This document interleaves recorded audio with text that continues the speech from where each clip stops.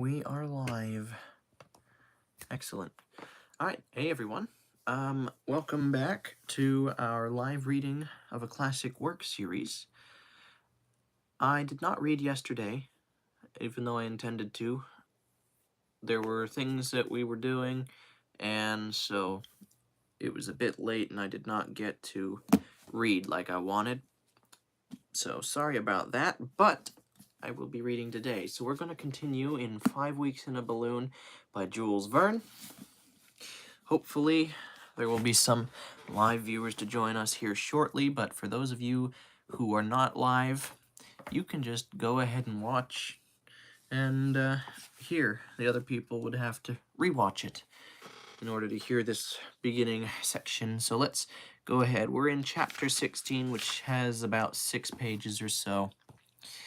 And I'm going to read this little section here. It says, Symptoms of a Storm, the Country of the Moon, the Future of the African Continent, the Last Machine of All, a View of the Country at Sunset, Flora and Fauna, the Tempest, the Zone of Fire, the Starry Heavens. And that kind of gives you an idea of what's going on in this next chapter. So I'm going to go ahead and get started reading. Chapter 16, 5 Weeks in a Balloon by Jules Verne.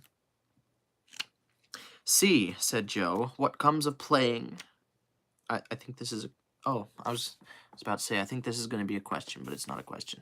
All right, let me start that again. Sorry. See, said Joe, what comes of playing the sons of the moon without her leave.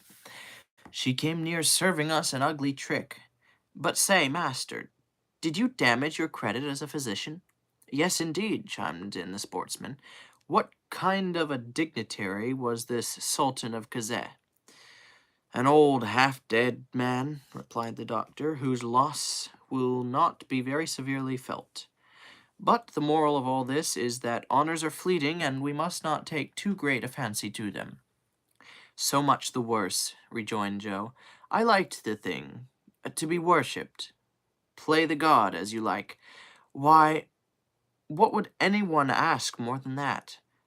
By the way, the moon did come up too, and all red as if she was in a rage.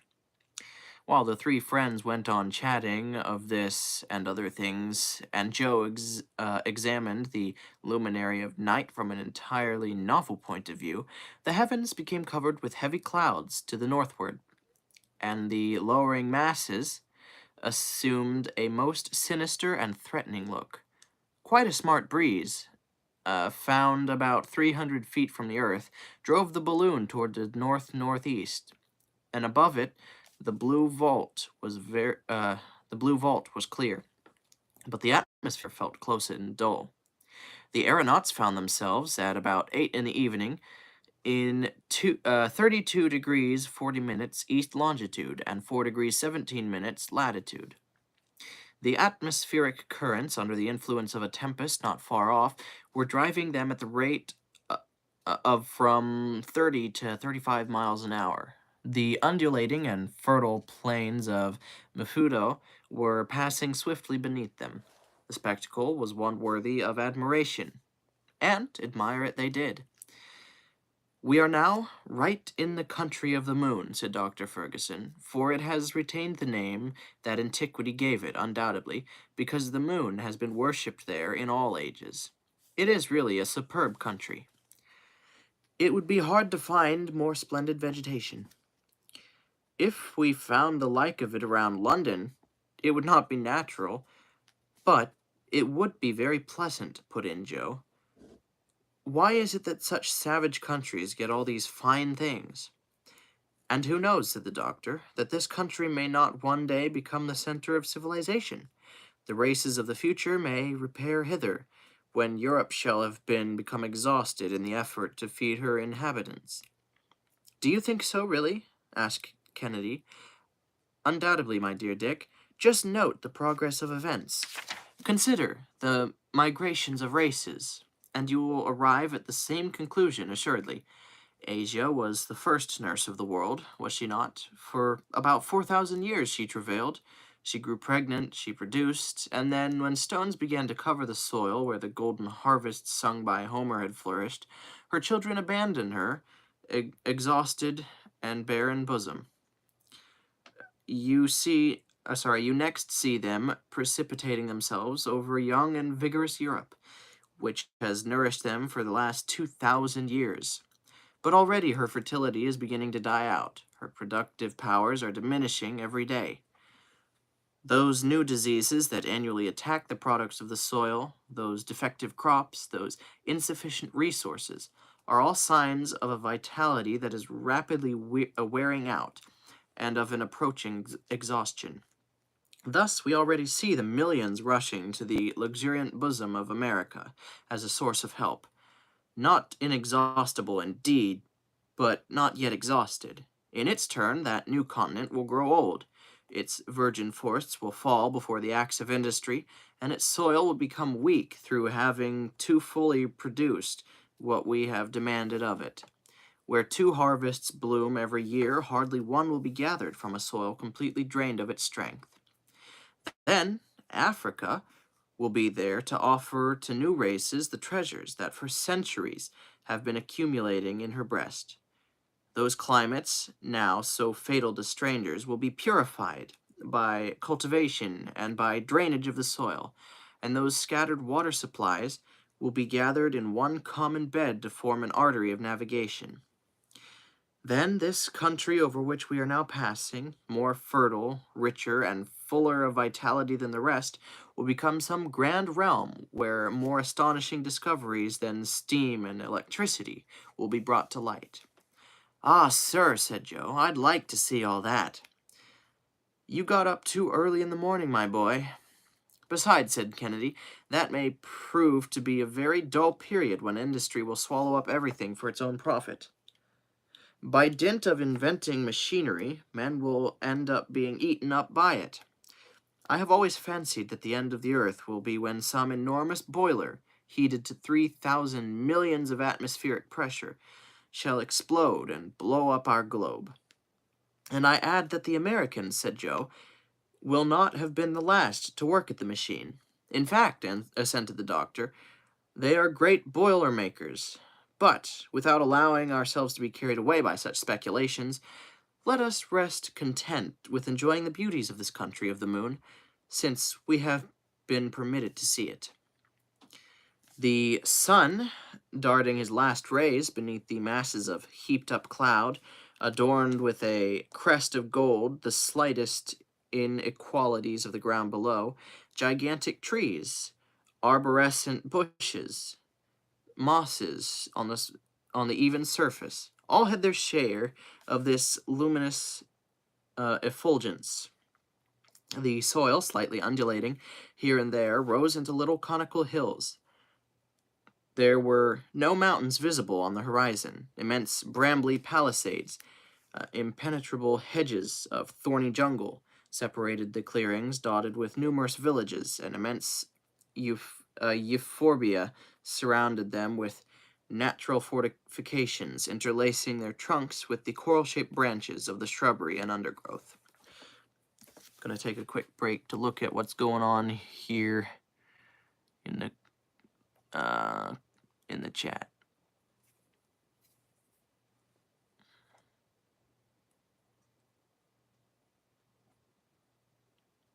Interesting.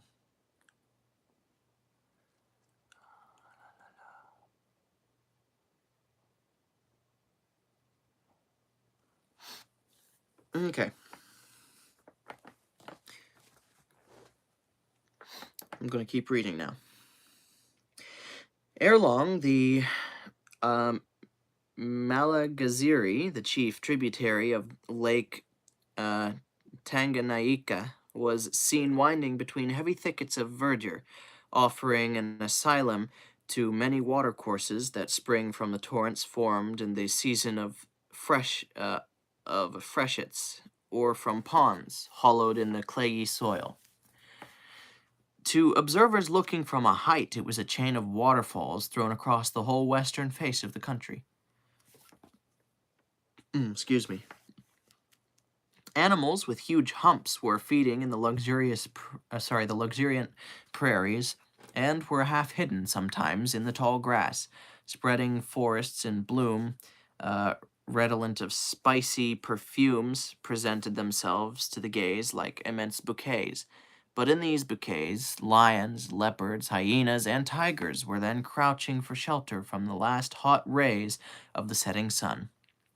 From time to time, an elephant made the tall tops of the undergrowth sway to and fro, and you could hear the crackling of huge branches as his ponderous ivory tusks broke them in his way. "What a sporting country!" exclaimed Dick, unable longer to restrain his enthusiasm. "Why, a single ball fired at random into those forests would bring down game worthy of it. Suppose we try it once." "No, my dear Dick, the night is close at hand. A threatening night with a tempest in the background, and the storms are awful in this country, where the heated soil is like one vast electric battery." "You are right, sir," said Joe. "The heat has got to be enough to choke one, and the breeze has died away. One can feel that something's coming." "The atmosphere is saturated with electricity," replied the doctor. "Every living creature is sensible that this state of the air portends a struggle of the elements, and I confess that I never before was so full of the fluid myself." "Well, then," suggested Dick, "would it not be advisable to alight?" "On the contrary, Dick, I'd rather go up, only that I am afraid of being carried out of my course by these countercurrents contending in the atmosphere." "Have you any idea, then, of abandoning the route that we have followed since we left the coast?" "If I can manage to do so," replied the doctor, "I will turn more directly northward, by from 7 to 8 degrees. I shall then endeavor to ascend toward the presumed latitudes of the sources of the Nile. Perhaps we may discover some traces of Captain Speke's expedition, or of M. de Hewlin's caravan. Unless I am mistaken, we are at 32 degrees 40 minutes east longitude, and I should like to ascend directly north of the equator." "Look there!" exclaimed Kennedy suddenly. "See those hippopotami sliding out of the pools, those masses of blood-colored flesh, and those crocodiles snuffing the air aloud." "They're choking!" ejaculated Joe. "Ah, what a fine way to travel this is, and how one can snap his fingers at all that vermin. Doctor, Mr. Kennedy, see those packs of wild animals hurrying along close together. They are fully 200. Those are wolves." "No, no, Joe, not wolves, but wild dogs, a famous breed that does not hesitate to attack the lion himself. They are the worst customers a traveler could meet, for they would instantly tear him to pieces." "Well, it isn't Joe that'll undertake to muzzle them," responded the amiable youth. "After all, though, if that's the nature of the beast, we mustn't be too hard on them for it." Silence gradually settled down under the influence of the impending storm. The thickened air actually seemed no longer adapted to the transmission of sound. The atmosphere appeared muffled, and, like a room hung with tapestry, lost all its sonorous reverberation. The rover bird, so called, the coroneted crane, the red and blue jays, the mockingbird, the flycatcher, disappeared among the foliage of the immense trees, and all nature revealed symptoms of some approaching catastrophe. At 9 o'clock, the Victoria hung motionless over Messine, an extensive group of villages, scarcely distinguishable in the gloom. Once in a while, the reflection of a wandering ray of light in the dull water disclosed a succession of ditches regularly arranged, and by one last gleam the eye could make out the calm and somber forms of palm trees, sycamores, and gigantic euphorbia. "I am stifling," said the Scot, inhaling with all the power of his lungs, as much as possible of the rarefied air. "We are not moving an inch. Let us descend." "But the tempest," said the doctor, with much uneasiness. "If you are afraid of being carried away by the wind, it seems to me that there is no other course to pursue." "Perhaps the storm won't burst tonight," said Joe. "The clouds are very high." "That is just the thing that makes me hesitate about going beyond them. We should have to rise still higher, lose sight of the earth, and not know all night whether we were moving forward or not, or in what direction we were going. Make up your mind, dear doctor, for time presses. It's a pity that the wind has fallen, said Joe again. It would have carried us clear of the storm. It is indeed a pity, my friends, rejoined the doctor. The clouds are dangerous for us. They contain opposing currents which might catch us in their eddies, and lightnings that might set on fire. Again, those perils avoided, the force of the tempest might hurl us to the ground, were we to cast our anchor into the treetops. Then what shall we do? Well, we must try to get the balloon into a medium zone of the atmosphere, and there keep her suspended between the perils of the heavens and those of the earth. We have enough water for the cylinder, and our 200 pounds of ballast are untouched. In case of emergency, I can use them. We will keep watch with you, said the hunter. No, my friends, put the provisions under shelter and lie down. I will rouse you, if it becomes necessary. But, master, wouldn't you do well to take some rest yourself, as there's no danger close on us just now? Insisted poor Joe. No, thank you, my good fellow. I prefer to keep awake. We are not moving, and should circumstances not change, we'll find ourselves tomorrow in exactly the same place. Good night, then, sir. Good night, if you can only find it so. Kennedy and Joe stretched themselves out under their blankets, and the doctor remained alone in the immensity of space. However, the huge dome of clouds visibly descended, and the darkness became profound. The black vault closed in upon the earth as if to crush it in its embrace. All at once a violent, rapid, incisive flash of lightning pierced the gloom, and the rent it made had not closed ere a frightful clap of thunder shook the celestial depths. Up! Up! Turn out! Shouted Ferguson. The two sleepers, aroused by the terrible concussion, were at the doctor's orders in a moment. Shall we descend? Said Kennedy. No, the balloon could not stand it. Let us go up before the clouds dissolve in water, and the wind is let loose. And so saying, the doctor actively stirred up the flame of the cylinder, and turned it on the spirals of the serpentine siphon. The tempests of the tropics develop with a rapidity equaled only by their violence. A second flash of lightning rent the darkness, and was followed by a score of others in quick succession. The sky was crossed and dotted like the zebra's hide, with electric sparks, which danced and flickered beneath the great drops of rain.